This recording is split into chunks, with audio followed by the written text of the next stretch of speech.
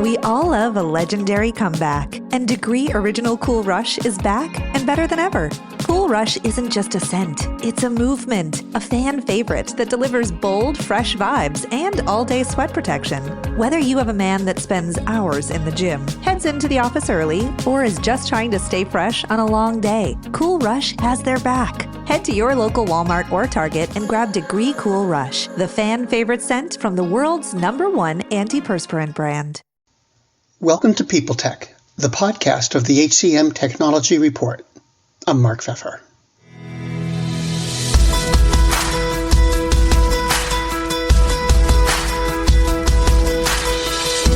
My guest today is Donald DeSantis, the co-founder and chief product officer of Nava Benefits. Nava is a company of benefits and technology professionals who are on a mission, they say, to bring high-quality, affordable healthcare to America. We're going to talk about the nuts and bolts of that business and the technology that supports it, but we started by asking Donald to tell us how he got where he is on this edition of People Tech. So my background has kind of been at the intersection of technology and brokerage for a long time. When I was in my 20s, I joined Redfin, the real estate technology company, when it was about 30 people. They were still only based in Seattle, and trying to change. You know, it was still a very traditional, very offline industry at that point, and trying to make it a more online one, sort of at the vanguard of that.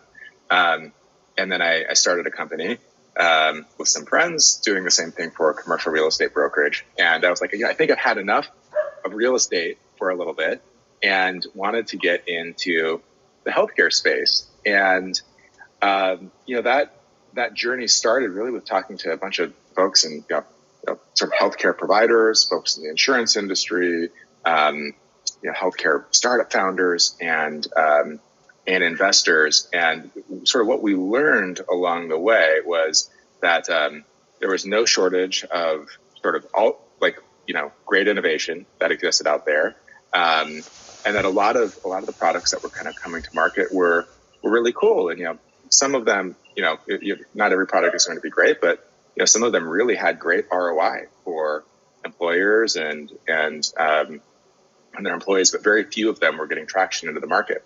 And what we eventually sort of realized was every sort of healthcare innovator came in with kind of like the same incorrect assumption, which was that we were going to come up with a great product, whether it's an app or something else for employees. We come up with a great product. We're going to go pitch it to the HR team, and they're going to be falling all over themselves to buy it, if we make our ROI case. Instead, what happened was that HR professionals said, hey, that's super interesting. It seems great. I'm going to introduce you to Jimmy. And Jimmy is our benefits consultant. And Jimmy typically advises us on all of the decisions that we make on things like this. So if Jimmy likes what it is that you have, then we'll think about putting it in our employee benefits plan next year. And all too often, those conversations didn't go much further than that. So the core kind of insight or thesis behind Nava was that the benefits brokerage industry is kind of for better or worse, maybe sometimes for worse, the de facto B2B healthcare marketplace in the United States. They work with employers to go and negotiate with United Healthcare and Aetna, Delta Dental, and all these other companies, and including all the long tail of digital health companies that are out there today, whether it's from mental health to fertility benefits to kind of whatever else. And there was a real opportunity to be a better sort of partner for innovators out there, be a better go-to-market partner for innovation. And so let's start a new brokerage that kind of has a different mandate for what it is that we're trying to do around this, sort of long-term mission to kind of help make healthcare more affordable and accessible for folks. Let's use technology in a way that we've sort of seen before in other traditional brokered industries, residential real estate, commercial real estate, which if you squint, benefits brokerage, it is different, but if you squint hard enough, it starts to look the same. Just kind of create a better platform for bringing great innovation to market. So that's kind of the spirit of what it is that we're doing. And we've been in market for 3 years now, which is crazy to say out loud because it's like sort of the blink of an eye. And one thing that we've been doing, we've really been pretty thoughtful about like the investments that we've made. We've tried to measure twice and cut once on a lot of the products that we've shipped. But one thing that we've sort of just known in our bones from the very beginning is just the importance of member experience and how critical it is for what it is that we want to do over the long term to provide make benefits just like easier to use and more understandable for employees. At the end of the day, what our team is doing day in and sort of day out, we've got this big sort of lofty mission that sometimes garners a few age rolls, which I understand. But at the end of the day, every single day, Nava's doing two things. We're helping HR professionals sort of design and then implement the optimal benefits strategy for the company, factoring in sort of employee happiness and what they want to do for their employees, but also factoring in the realities, just the financial realities of their business, what they're trying to navigate there. And then the other thing that we're doing every single day is trying to educate employees on how to get the most out of that money that's being spent. And what we've seen in companies both large and small is, and by large, I mean, we're even talking like Google and Amazon size. We've got some great advisors who have sort of like joined our team that come from literally Google and Amazon. But even the largest companies in the world suffer from the same problems that the smallest companies in the world suffer from, which is when it comes to member experience, most employees don't know what all their benefits are. They might be able to be like, yeah, we've got medical, dental, vision, but there are very few employees who could go down the list of all the benefits that the company offers. Commuter benefits, pet insurance, is sort of a more popular recent one, or just short-term disability. Most employees don't know what their benefits are. To the extent that they do know what their benefits are, well, yeah, I know I've got medical insurance. They really don't know how to take advantage of that. Like, who is the insurance carrier? A lot of times employees have it wrong. It switched a couple of years ago. The last time they went to the doctor was maybe the year before that. And they're like, oh yeah, I was carrying around an Aetna card, but their employer switched to Blue Cross. Right. So they don't know what their benefits are. They don't really know how to take advantage of them and put them to use when they need to. And then when they run into issues with those benefits, using those benefits, they really struggle to get help that they need in resolving those issues. And on that latter point, I mean, the implications of that are pretty significant. For example, last year, there's kind of, and we have examples like this sort of all the time, but a particularly notable one that I that I refer to a lot is it was probably about this time last year, an employee at one of our clients went in to go see a provider. They had some procedure done. It was in-network provider. It was a covered procedure, et cetera. And then like all the stories that we've read, we see in the media all the time, they got a bill for like $20,000-$25,000 because it was just something. It was like oh well, it was either like an out-of-network facility or that physician. Yes, they were in network, but they recently went out of network.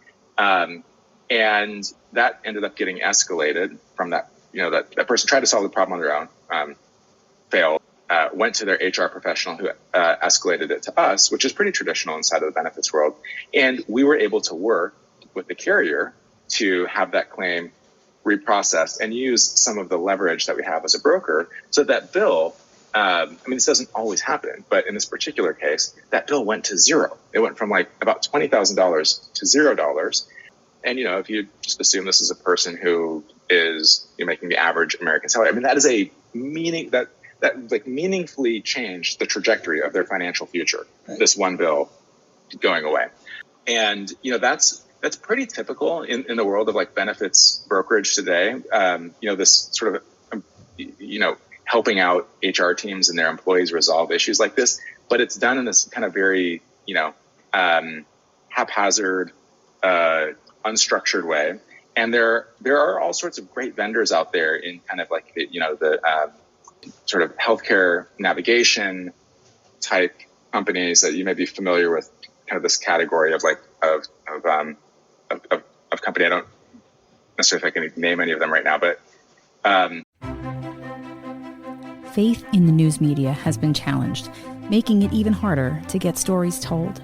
The Friday Reporter podcast was created to help audiences better understand the media by hosting journalists who will answer the questions to which we need answers. Join me every Friday to hear more. There are a lot of companies out there that sort of say, hey, we're going to be like the company that helps your employees like find a doctor and helps them like negotiate a bill if they run into issues like that. And we've used a lot of those companies as a broker. Like Nava has actually recommended that employers sort of roll that out among their employees to help with issues exactly like this. There's a couple of issues though. And by the way, Mark, I know I'm very passionate about this stuff, so I'm just gonna like keep talking stream of consciousness. Feel free to interrupt me at any moment if you want. So there's two problems with this historically when it comes to kind of this member support side of things.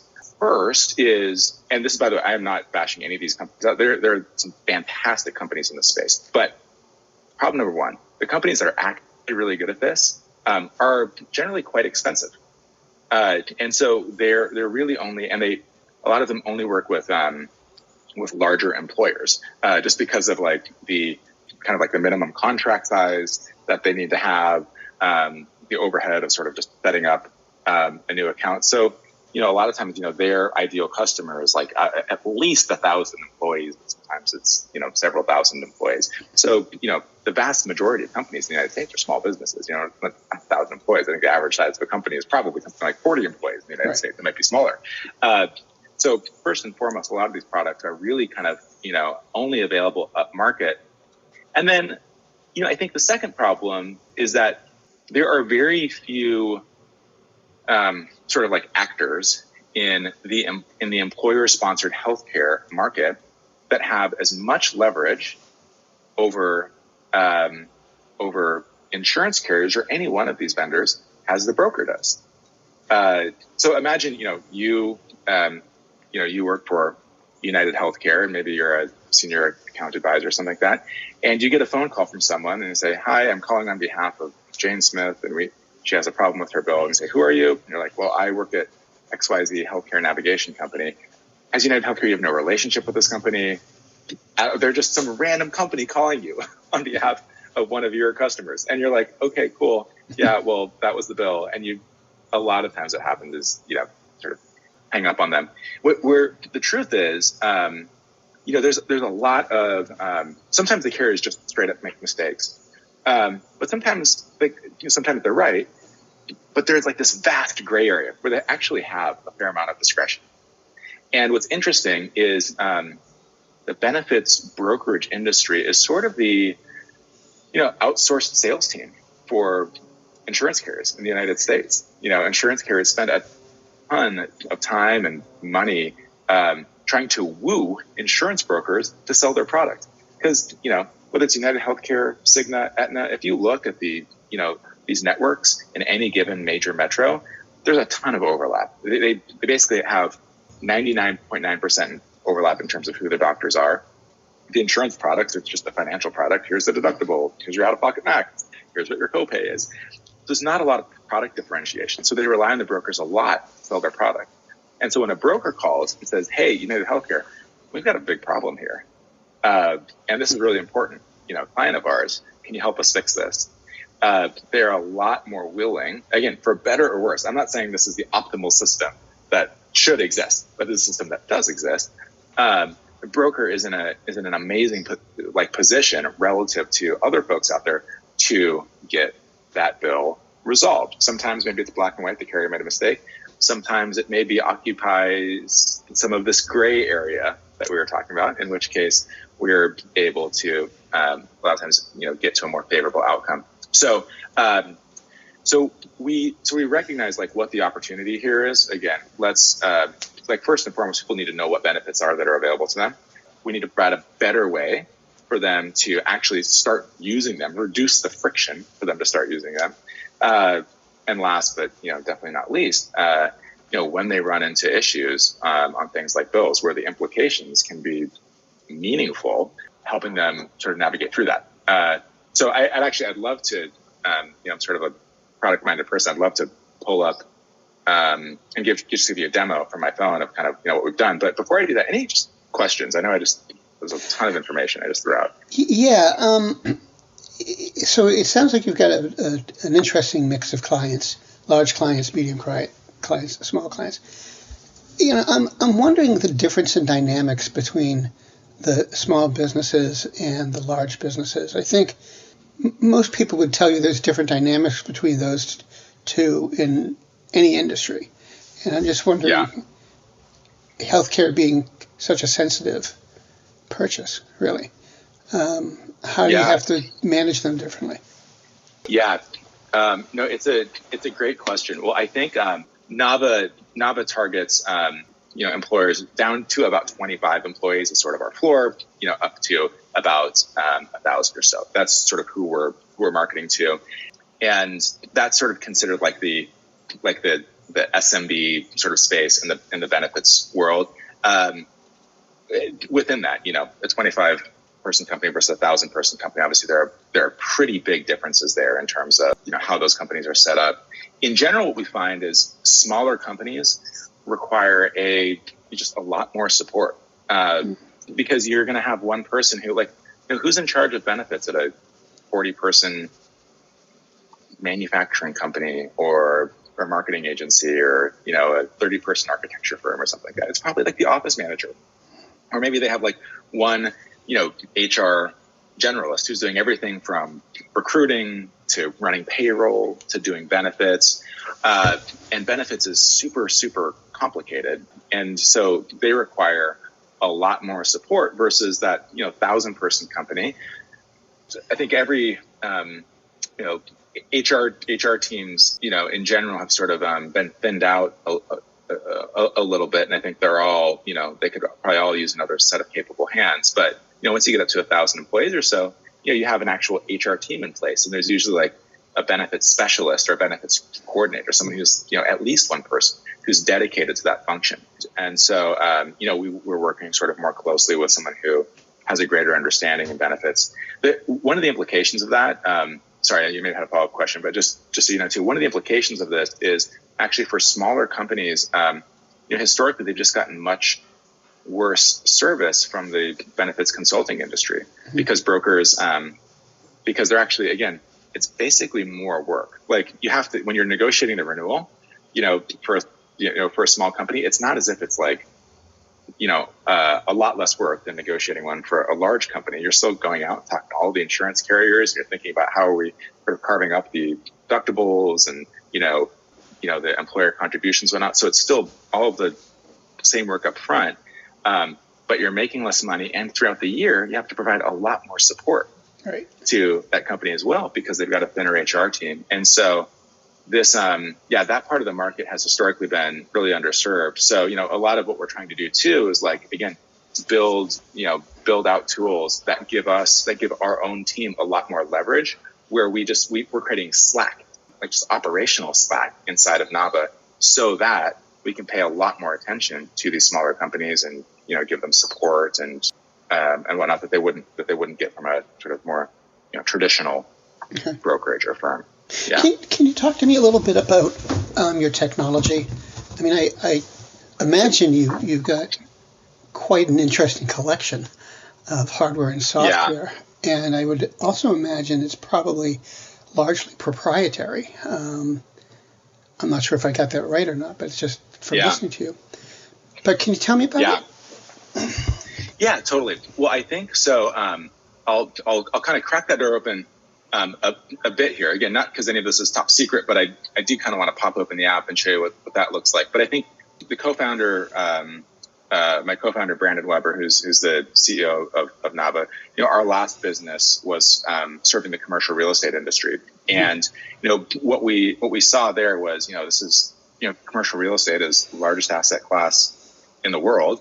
But it was an industry that was run entirely on like spreadsheets and email and PDFs. And so there's just so much inefficiency there. And while we had all sorts of great aspiration for like what could be done from like a reporting and analytics and data science standpoint, we're like, man, if we can't just like structure this data properly and structure the workflows properly of like how these businesses are being run and modernize them, we're not going to be able to do any of that exciting stuff later. It took almost a decade. The company's still going. It's called BTS. It's based in New York City, but it took almost a decade of building out like workflow tools for the commercial real estate industry, which again, we're kind of nerdy about this stuff. So we actually were really into it. But for most people, like, let me tell you how hard it was to recruit software engineers and say, we are building, like they could be working at Facebook or Instagram and like, you want to go build, I got a pitch for you. You want to go build workflow tools for commercial real estate brokers? That was a tough sell. But I say that because, the world of benefits is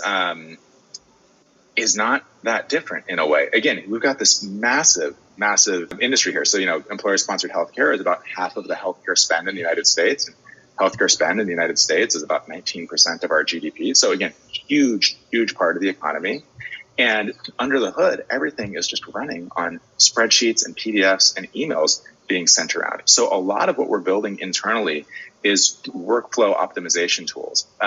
Every time we see a spreadsheet, like basically for me, anytime I see a spreadsheet or PDF being emailed around, I'm like, that is a workflow tool waiting to happen. So we've got a team, we've got a whole portion of our team focused on streamlining how data moves through the system in a way that's, we think is very exciting, and is going to give us the ability, just like in the kind of commercial real estate world, the ability to start to do some really, really exciting stuff over the coming years. And sometimes you got to lay just so much like plumbing before you can actually start to build the temple, right? And so that's sort of what we're doing right now, and more of that stuff will start to kind of like trickle out over the coming quarters and years. But your instincts there are 100% right. So again, at a high level, it's a ton of workflow stuff that then we're like, okay, cool, we've got all the data now. Our team is able to work very, very efficiently relative to the status quo. How do we start to now build some more like really interesting things on top of it?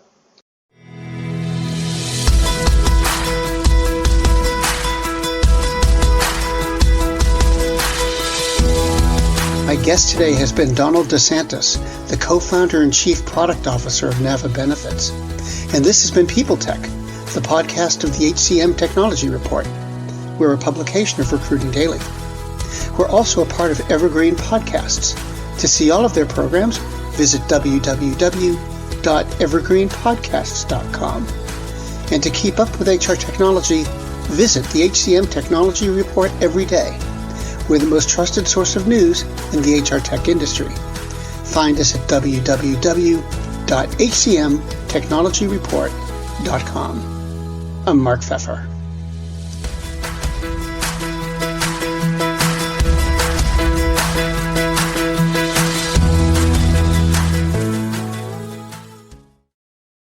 Do you love news about LinkedIn, Indeed, Google, and just about every other recruitment tech company out there? Hell yeah. I'm Chad. I'm Cheese. We're the Chad and Cheese Podcast. All the latest recruiting news and insights are on our show. Dripping in snark and attitude. Subscribe today wherever you listen to your podcasts. We out. The world's best-known investor and Wall Street expert Warren Buffett once said, "Wall Street is the only place that people ride to in a Rolls-Royce to get advice from those who take the subway."